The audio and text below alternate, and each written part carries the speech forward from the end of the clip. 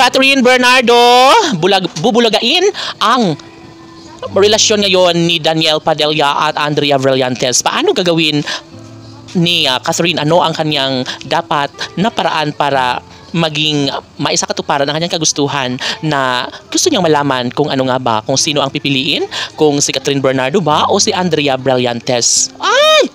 Yes, ito talaga ang mahirap ngayon dahil nga naman, syempre, kailangan rin ni Catherine Bernardo na parang closure kung ano nga ba ang tunay na estado ngayon sa kanilang pagmamahal. Syempre, natural lamang na maghahabol pa rin si Catherine Bernardo sa gwapong aktor na si Daniel Padilla dahil super love niya ang aktor na ito. At ito nga ang kanyang pangarap sana na makasama habang buhay. Sa totoo lang, ay nanghihinayang din si Catherine Bernardo sa kanilang maraming taon na pagmamahalan. Of course, sabi nga ni Catherine Bernardo ay buong akala niya na magtuloy-tuloy na nga ang kanilang mainit na pagmamahalan sa piling ni Daniel Padilla. Ngunit, ano nga kaya ang dapat gawin ng aktres gayong nariyan naman si Andrea Brillantes na patuloy na naging hadlang sa kanilang pagmamahalan ni Daniel Padilla at Catherine Bernardo?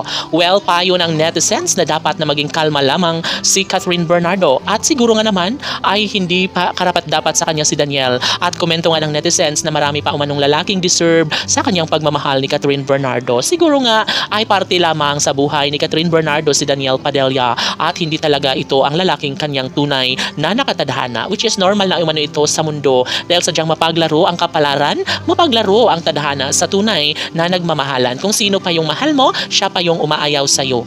Real talk. Siyempre, si si Andrea Brillantes ay natatawa ngayon dahil tila waging-wagi na naman siya sa pagkakataong ito. At sa gitna ng kaligayahan sa puso ni Andrea Brillantes ay anong inis naman ang nadarama sa taong bayan? Siyempre lahat naman ay nangangarap na sana'y wala nang umeksena pa sa relasyong tunay na nagpapakilig sa taong bayan.